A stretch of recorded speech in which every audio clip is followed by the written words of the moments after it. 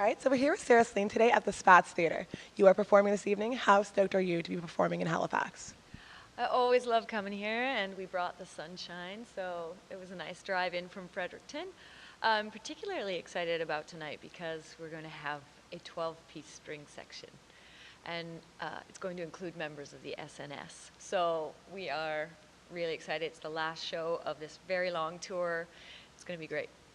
So you have 8 albums under your belt. You are also very involved within the art community. Did you find that you were always drawn to music?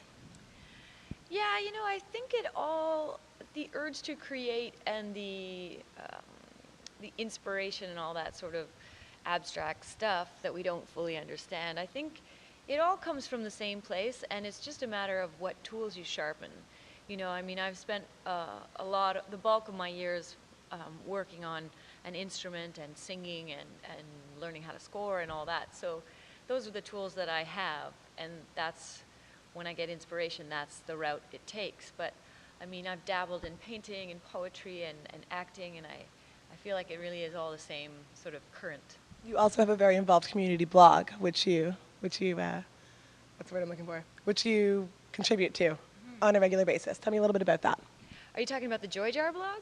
Nope. Oh. You have... On my site? Yes, on your site. I think it's called Vitamins. Yes. Okay. Well, that's really just more than a blog. It's just kind of a repository of my favorite cultural nuggets, if you will. Poems or particular films, particular novels, things that really have inspired me. And I picked my favorites, and I regularly sort of add to it so that if people are interested in what inspires me or what informs my work, they can just kind of search through those and I guess figure out more about what I'm doing. Awesome. Would you be able to tell me a little bit about your creative and spiritual experiences going through all of your albums and ending up at Land and Sea?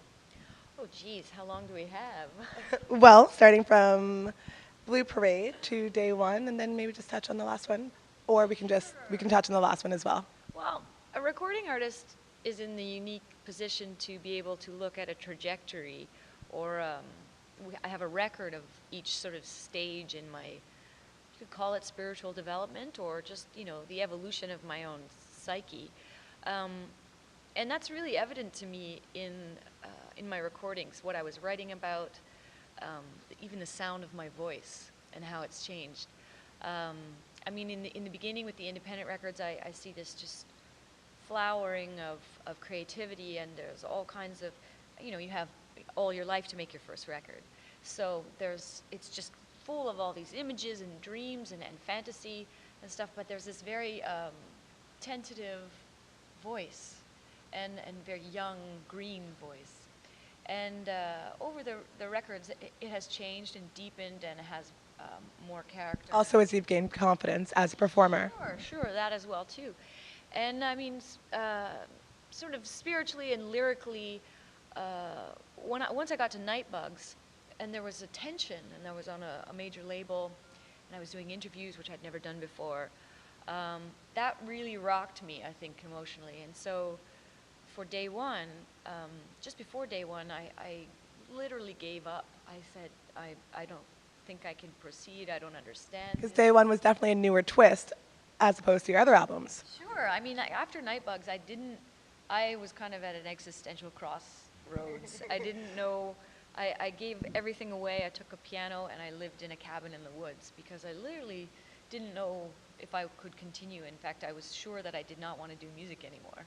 And, but I was waiting for an answer or something. I was waiting for guidance from the universe, what have you. So it was kind of like the Unabomber sitting in a cabin, often not speaking for days on end. Unshaven, unspeaking, just writing music. My hair got pretty dirty. But I really did receive a lot of guidance, and I think it's because when you can take away the conscious mind, the mind that speaks, the mind that has a voice that gives you instructions, that says to yourself, I should do this, maybe I should do this, that incessant talking, when that sort of simmers down and goes away, then your nature, true nature, your essence, whatever kind of creature you are, reveals itself. And that's what happened to me in the cabin. And it kind of should have been evident to me that, on giving away all of my belongings except my grand piano, which is extremely cumbersome to get into a cabin in the woods, that maybe music was indeed what I loved and wanted to do. But as I said, I wasn't sure, and it seemed like the only option to me, that sort of radical undressing and taking off all of these false identities. So disc 1 and disc 2 are very diverse. Do you find that your collaborations aided a lot in your differences in songs throughout the albums? Well, I've always wanted to work with Joel Plaskett, and I've always wanted to work with Jonathan Goldsmith.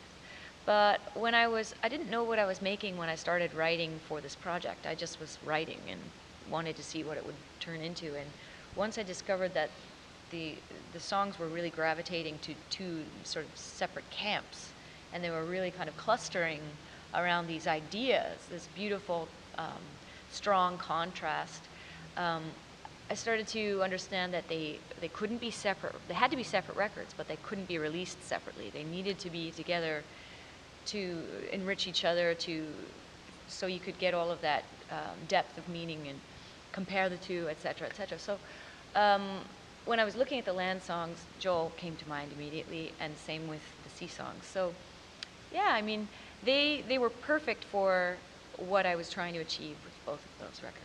Tell me a little bit about working with Jonathan Goldsmith. Sure. I've worked with John for the Art of Time ensemble. We've done a lot of things with them. I've sung his arrangements, just hung out with him a lot. He's your typical composer. He's an older gentleman in his 60s, kind of grumpy.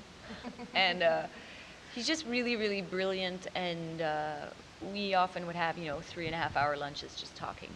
So yeah, I mean, he was a real kindred spirit, and I thought I was going to learn a lot from him and get a lot of input into him correcting my scores and stuff like that, and I showed him my scores, and he said I wouldn't change a thing.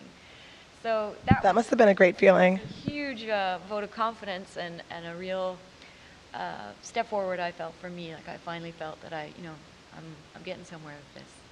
So traveling with an ensemble yourself and also collaborating with different symphonies within the cities you go to, that must provide its challenges. How do you feel that this has helped with your writing process? Are you writing for the symphonies? Were you writing for the symphonies for this tour specifically?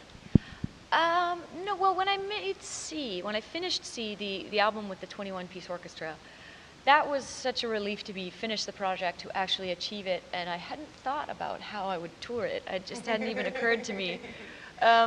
Obviously not possible to get 21 people on a tour bus. So